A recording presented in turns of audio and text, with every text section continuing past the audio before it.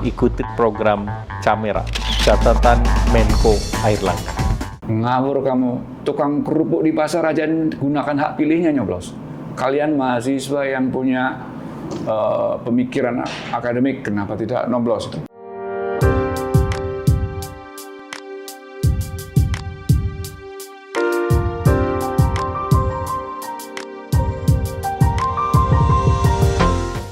Ya, kembali bersama saya Sebastian dalam program Face to Face.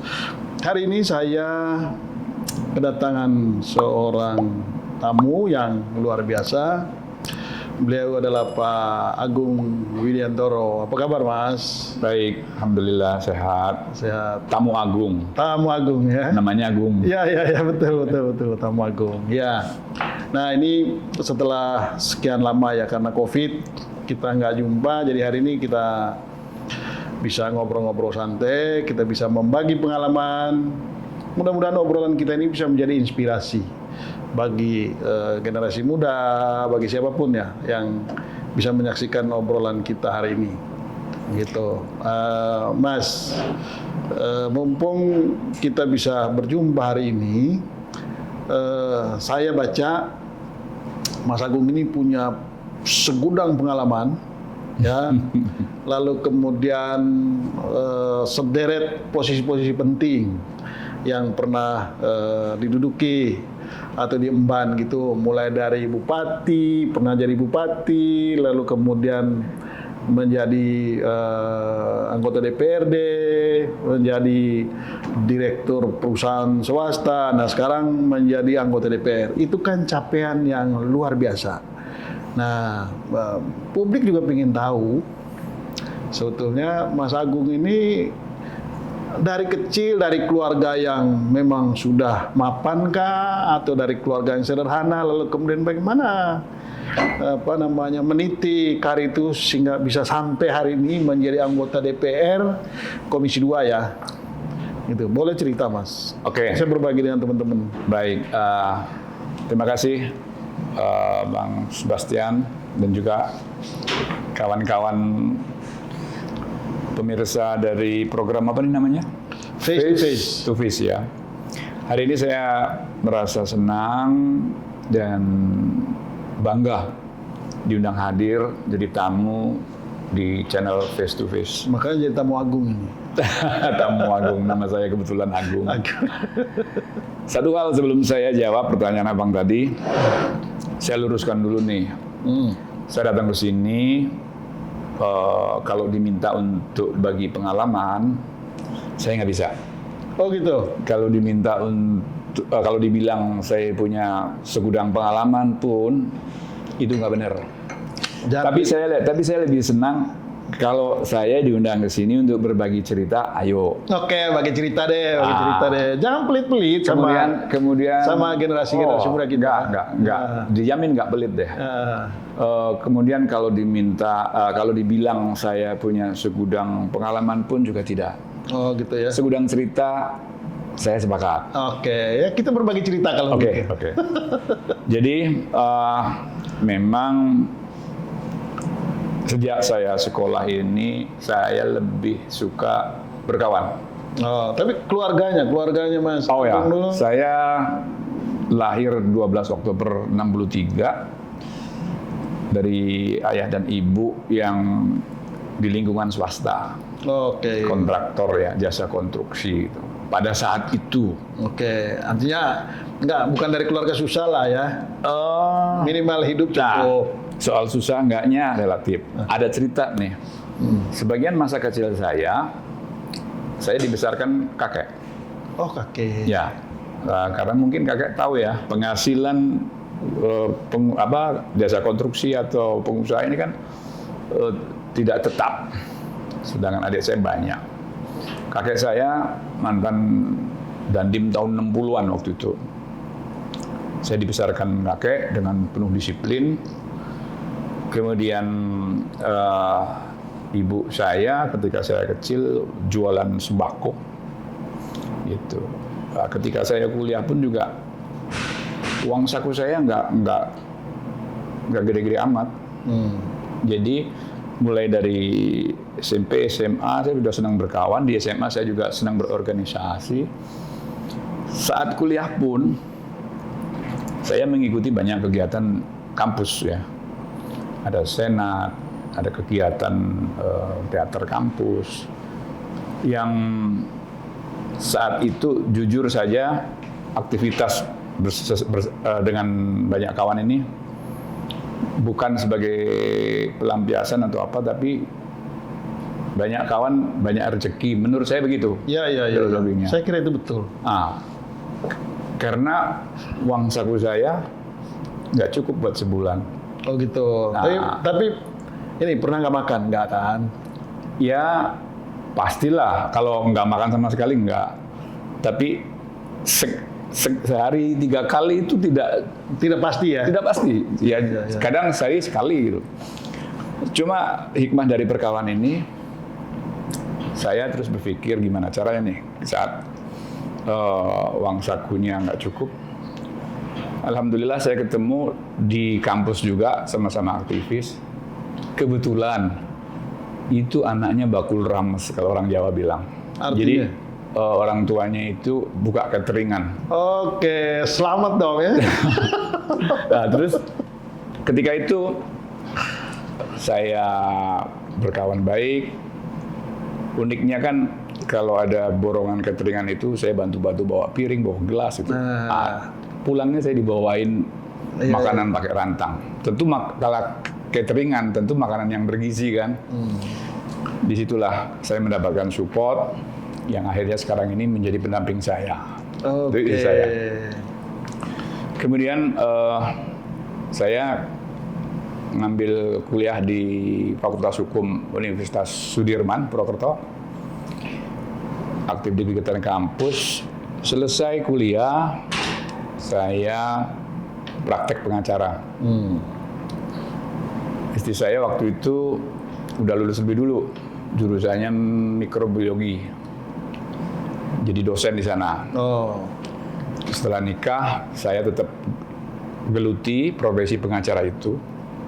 Tapi ya maaf, pengacara kampung. Tidak kayak pengacara di ibu kota, ya kan? Kadang dapat, kadang enggak. Kadang dapat, kadang. Disitulah karir saya bermula. Ketika praktek pengacara, berapapun yang saya dapatkan dari penghasilan itu, saya tidak pernah pasang tarif dan sebagainya. Kalau toh ada rasa terima kasih dan sebagainya, saya terima dengan baik dan syukuri. Kalau itu tidak, orang-orang tidak mampu pun juga saya bantu. Malah di kampung waktu itu sempat dikenal apa sih, pengacara kondang kalau nggak salah ya, di tingkat kampung. Kenapa dibilang kondang? Kadang sehari itu saya ini nangani perkara sampai 6 kali lebih. Jadi berurutan keluar masuk ruang sidang. Nah, ketika itu saya ketemu sama pengusaha tambak nih. Tambak? Ya, tambak udang. Waktu itu di Brebes udang jadi primadona. Kebetulan bawang? Ya, udang windu ya. Udang windu jadi primadona. Kebetulan dia tokoh koperasi juga. Pada saat kalau nggak salah transisi deh antara Orde Baru dan Reformasi itu, namanya Tajuddin Nur Ali. Dia nyalon jadi bupati dalam pilkada. Jadi pilkada pertama kali yang dari sipil yang dipilih oleh DPRD. Pertama ya, DPRD. Dulu kan militer tuh. Nah, ini yang pertama kali Tajuddin Nur Ali. Saya jadi tim sukses dan penasihat hukum keluarganya. Ini pun juga salah satu pintu masuk saya. Kenapa waktu itu kok saya dari lawyer terjun ke politik? Jadi itu jalan ceritanya ya. Waktu itu Tajuddin Nur Ali ini adiknya pengusaha tambak, karena terlibat persoalan sehingga diculik. Diculik sama oknum lah ya, oknum militer gitu. Tahu bahwa saya ini cukup dikenal di daerah, almarhum Tajudin ini kemudian ngomong ke saya tolong dibantu adik saya diculik. Gitu. Saya datengin, saya bela, singkat kata bisa dibebaskan. Oh, tapi tahu tempatnya diculik dibawa kemana? Tahu, gitu? tahu. Saya datengin di kantor institusi lah. Ya, ada di sebuah institusi, saya datengin, terus kemudian kita negosiasi. Kalau tidak dilepas hari ini, saya akan ramaikan. Saya naik ke Jakarta, saya lapor yang lebih atas. Nanti dulu Pak, ini bukan penculikan dan sebagainya loh. Penculikan gimana? Sekecil apapun merampas kemerdekaan, kebebasan seseorang, ini sudah termasuk merampas kemerdekaan dan itu penculikan. Keluarkan sekarang. Ya tapi selesaikan masalah dulu Pak. Lah kalau persoalannya hutang piutang secara keperdataan, ayolah kita rembuk gitu loh. Tidak dengan cara seperti ini. Singkat kata bebas. Sejak itu almarhum Tajudin yang jadi bupati kemudian ngomong ke saya, udah kamu jadi penasihat hukum keluarga saya, gitu. Waktu itu tambak udang lagi naik turun. Nah kemudian almarhum Tajudin ketika itu bupati Brebes sipil yang pertama, kemudian dia ngomong, kamu sudah jadi pengacara saya, kira-kira apa ke depan yang saya bisa bantu buat kamu gitu kan? Ya apa saja lah Pak, yang penting saya bisa bekerja dengan nyaman. Saya digandeng ke kantor Partai Golkar di Kabupaten Brebes. Oh. Dengan otoritas kewenangan sebagai bupati ngomong. Wah. Pak. Karpet merah dong. Ya, karpetnya warna kuning dong. Partai Golkar nggak ada karpet merah kan. Pak, saya nggak mau tahu. Yang lain silakan diatur gimana caranya. Saya ingin Agung Widiantoro ini barang jadi anggota DPRD gitu. Alhamdulillah saya dikasih nomor urut 1 dan di dapil waktu itu wilayah Sunda itu ya. Nah, itu masih nomor urut kan? Ya nomor urut. Tapi di situ saya tidak mengandalkan nomor urut juga. Buktinya kerja saya di situ dapat 2 kursi saya. Dapat 2 kursi kan kerja beneran dong. Karena sudah beken jadi pengacara juga kan. Jadi bukan beken. Tapi banyak kawan gitu aja. Banyak kawan. Saya nggak ngerti kenapa kok teman-teman itu suka lah kalau ngobrol dengan saya. Malah tidak sedikit pula juga mereka kadang minta tolong, misalkan berantem ribut dengan siapa. Saya berantem itu saya bukan jagoan. Tapi nggak tahu kalau saya datengin, saya lerai kok segen gitu. Oh gitu. Jadi apa sih? Tapi DPRD berapa periode waktu itu? Akhirnya saya berkarir di daerah, saya menjadi anggota DPRD 2 periode. Oh 2 periode. Ya, 2 periode. Saat periode pertama saya lalui dengan baik, kemudian jabatan strukturalnya pun juga. Waktu itu di partai saya jabatannya hanya ketua Satgas Pemuda, gitu. Saya lalui dengan baik, saya hindari perilaku-perilaku yang instan ya. Kan waktu itu lagi euforianya partai besar di era reformasi menang, gitu kan. Sehingga anggota-anggotanya tidak terfilter, mereka juga jumawa, sok kuasa dan sebagainya. Tapi pendekatan ke birokrasi mereka dengan pola-pola recehan lah kalau saya bilang. Gitu. Datang ke dinas, menjelang Lebaran, minta-minta THR, kan itu, aduh masa sih anggota parlemen daerah seperti itu? Apa bedanya dengan operasi batok? Ya kan? Tidak sedikit juga di antara mereka habis pulsa minta ke kepala dinas, udah nggak baik. Tetapi waktu itu yang saya bangun adalah bagaimana Golkar ini sebagai gudangnya orang-orang yang berilmu ya. Sehingga pendekatan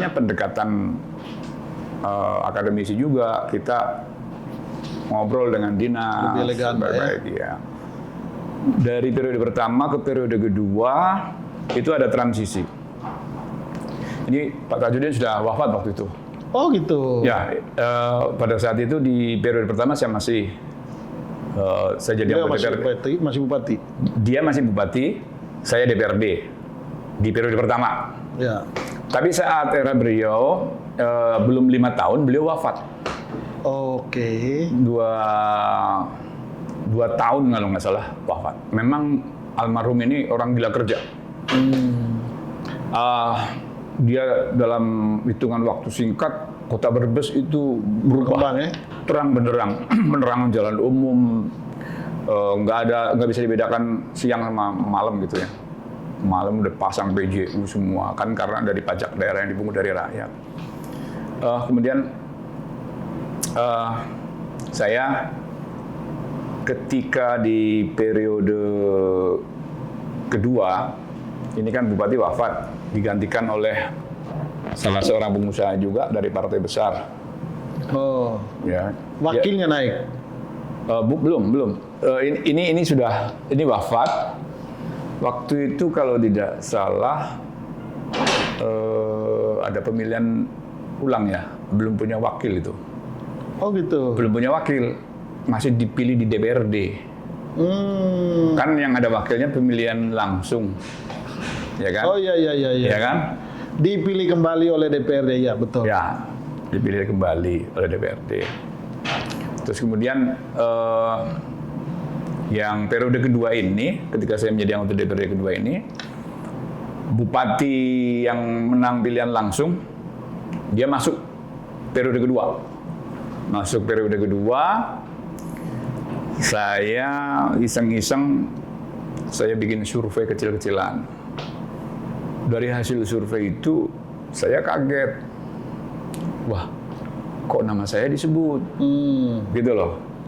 Setelah saya pelajari dari survei itu, ada rekomendasi bupati petahana yang periode kedua ini jadi ada peluang untuk bisa mengalahkan petahana. Saya direkomendasi. Oh gitu.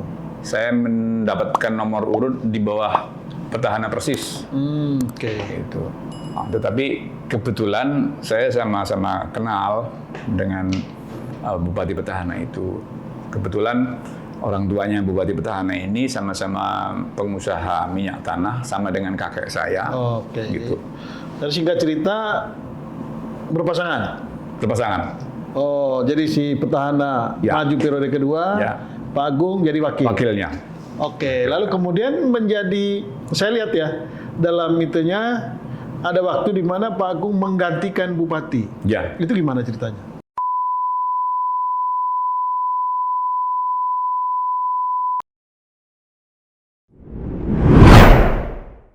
Ikuti program Camera, catatan Menko Airlangga.